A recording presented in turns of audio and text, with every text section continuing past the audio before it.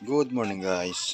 For today's video, videoan ko tong nahuli ko kagabi. Dadalawa lang kasi maagang lumakas yung hangin.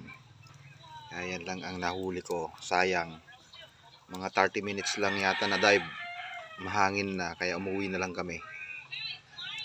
Ito ngayon ang lunch namin. Dalawang piraso pero malalaki din. Naka din, pwede na rin. Ayan, tinatawag na dugmol dito sa amin. Ayan. Hi! Bakit? Oh, what happened? Check ko muna tong bata kasi lumubog daw ang dede niya. Oh, anong nangyari? Lumubog. Hilain lang natin. Oh, yan. Yan yung makulit na prinsesa ko, si Belatot. Sige na, what you watch na.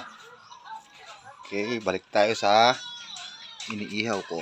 Yan. Pwede na, sabay parisa natin ng lato. O arosep ang tawag sa amin dito.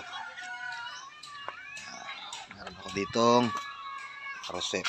Yun. Ito, binili ko kanina. 30 pesos lang. Tapos may kamatis. Solve lang tanghalian.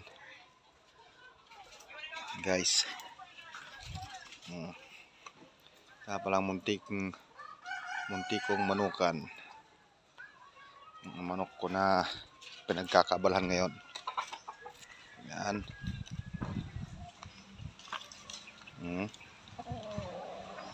Yan. Breeding natin. Yan.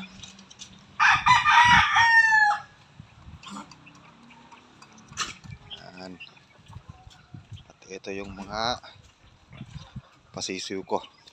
Malaki na.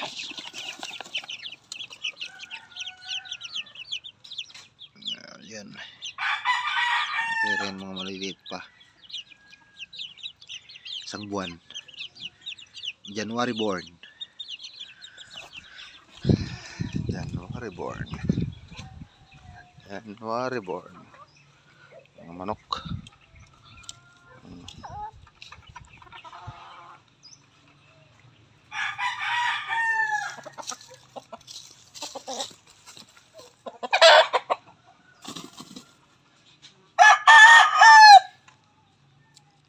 Yan.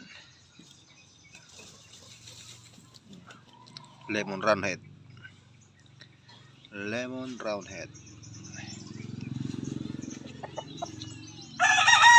Ito naman ang aking favorite. My lazy roundhead over Boston roundhead. Nagbi-vertical limit sa taas pag lumilipad.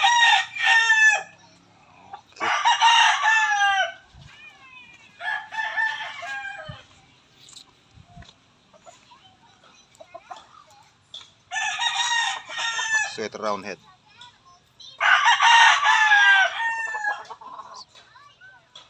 roundhead.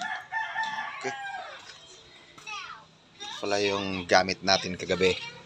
Papakita ko lang yung simpleng gamit ko.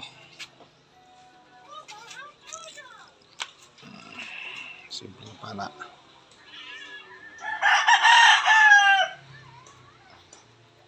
Simple pero rock.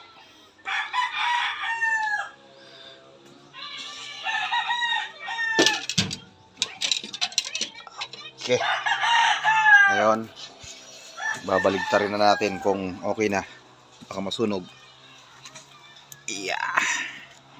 Okay. Tignan natin. Yun. Tamang-tamang ihaw lang. Mahirap din yung masunog.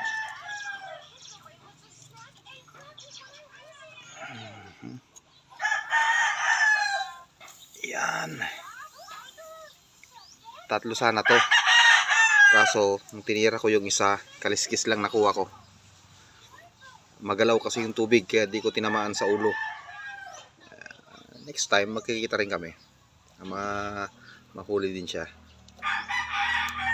Okay. Nam. Malalaki. Okay guys.